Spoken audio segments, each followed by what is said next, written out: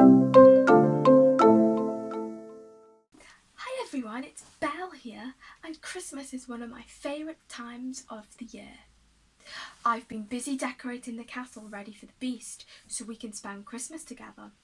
And today I sent Lumiere and Clogsworth out into the forest to find a tree. And this morning I ventured into the library as I wanted to decorate it. While I was in there, my eye caught sight on a lovely shiny book, and I pulled it down from the shelf as I absolutely love reading. Do you like reading? And this book was golden. It matched my dress, and it was full of Christmas stories. And as I love Christmas, I decided to read one. And I want to share one with you to get you in the Christmas spirit too. So if you're sitting comfortably, we will read a lovely Christmas story. This Christmas story is called The Tiny Christmas Tree. And we will now begin. There was once a very small Christmas tree. It lived in the woods among all the other Christmas trees that were grown for Christmas time. You should have seen those Christmas trees. They were all planted in straight rows, and they were fine, sturdy trees. They were in rows of about 3 feet high, just big enough for small nurseries.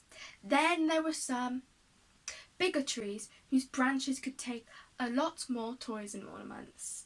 Then there were bigger trees still for parties, the kind of Christmas tree that almost touch the ceiling. And they all simply looked wonderful when they have candles lit.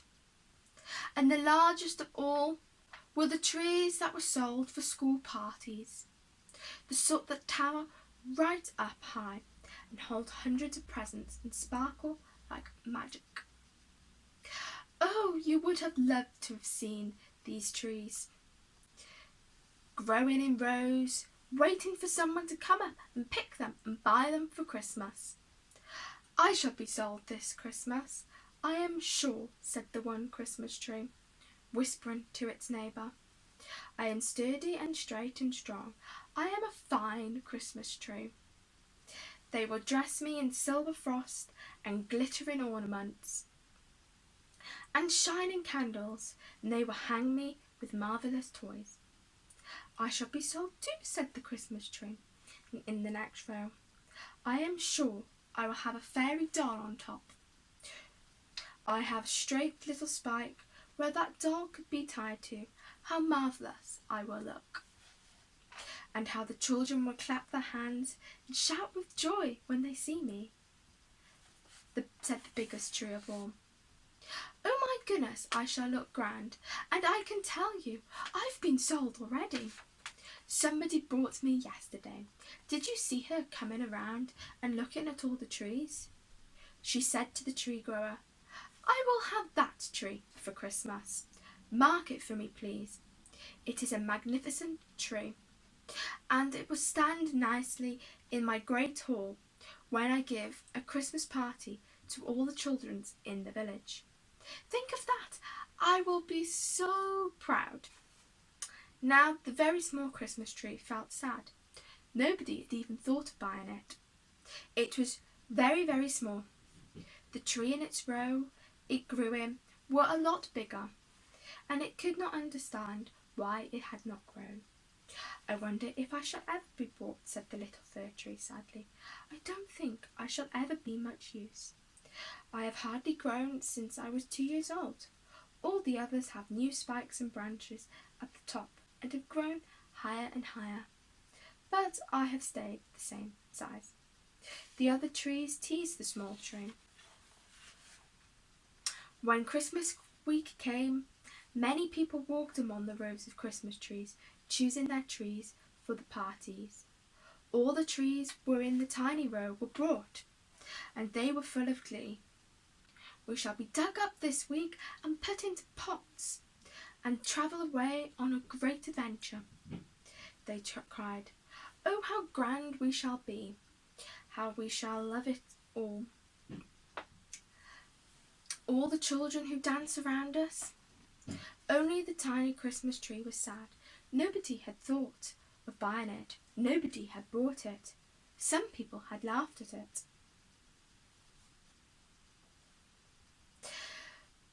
What a funny little Christmas tree, they said. Why do you keep it? Why don't you dig it up and throw it away? That made the little tree shiver with fright. It was very unhappy when a man came to dig it all its friends up and put them in red fine pots. Goodbye, goodbye, the little tree said to each other. Have a good time. Be beautiful and grand and give joy to hundreds of children. Goodbye. There were very few trees left, and the day before Christmas came, there were none near the little tree. The cold wind blew all around him, and he trembled in the frost. He was sad and lonely. Then a little boy and girl came running towards the tree. They stopped beside the tiny tree and said, "This one will do beautifully," pointing at the tiny tree. "It's just the right size," said the boy. "Let's ask if we may have it." So he went to the tree grower and he came out with them. He looked at the tiny tree and said, "You can have it for nothing. It's no use to me. It just won't grow. I was going to dig it up anyway and throw it away." "Something is the matter with it." "Well, we shall love to have it," said the boy. And he and the girl dug up the tiny tree. They fetched a small pot for it and put it in the boy's barrow and wheeled it away down the road. The third tree was very excited. "What is going to happen to me?" it wondered. Surely, I can't be a real dressed up Christmas tree." Then it caught sight of a big tree it recognised. It was the fir tree out of the row it had been next to. "Hello," said the big tree in a surprise. It was standing in the yard in a fine pot. "Hello, fancy seeing you here. What have you come here for?" said the big tree. "Well, I was hoping I might be a real Christmas tree after all," said the little tree. "Well, you won't," said the big tree. "I'm here to be dressed up for Christmas parties. The children's told me so. Goodness knows what they want you for," said the big tree. The little tree was sad again. It was stood in the yard beside the big tree and wondered why it had been brought there. Soon the children came out. They began to hang silver threads and frost on the branches, just as a proper Christmas tree. They hung 6 ornaments on it, a red one, a green one, a yellow one, and 3 blue ones. They did look lovely. The little tree felt very grand. "Well, I must be being a Christmas tree," it said to itself. "I wonder if the children will hang toys on me next." But they didn't. They hung some rather strange things. They took a coconut and broke it into bits. They made holes in the middle of it and hung them up with string. They tied bits of coconut to the branches just as they were toys. The little tree was really astonished. Then the children brought out some bits of bacon and hung those on the tree too. They brought out a bone and tied it to one of the tree's strongest branches. The tree was more and more surprised. "Are they making fun of me?" he wondered, when he heard the tree laughing at him. The big tree was laughing at him. "I don't understand this at all." Then the children tied crusts of bread and biscuits on the tree and 3 fine sprays of millet seeds that the birds love so much. "There, it's finished," said the boy. "Now help me carry it to the bird table," said Janet. "Doesn't it look lovely?" The bird table was in the front garden. The children put the tree right in the middle of it and then stepped away and looked at it. "Isn't our bird's Christmas tree beautiful?" they cried. "We are so lucky to get this tiny tree. It's just the right size for the bird table. We've put everything on it that the birds like, and we have made it pretty with frosty threads and shiny ornaments. It looks lovely as the big tree will look. The tiny tree shook with pride. So it was a real Christmas tree after all. A bird Christmas tree. Could anything be nicer? The little fir tree loved the birds that hopped on the tree and sang. Now it was going to give them pleasure and feed them. It was so happy and wished it could sing like a blackbird. The bird soon came.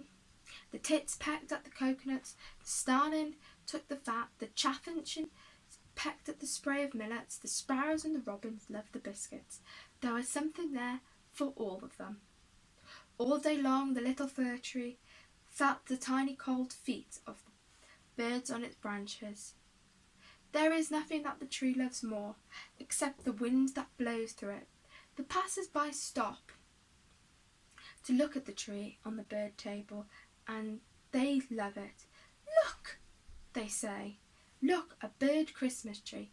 Isn't that a good idea? Let's do one ourselves next winter. How lovely it looks, with all the birds on. When Christmas was over, the tree was not thrown away. Oh no, the children planted it out in the garden carefully. We'll dig it up next winter again, they said. Grow a little bit and we can hang more things on you. And when you are too big for bird Christmas tree, we'll have you as our own Christmas tree and put candles and toys on you.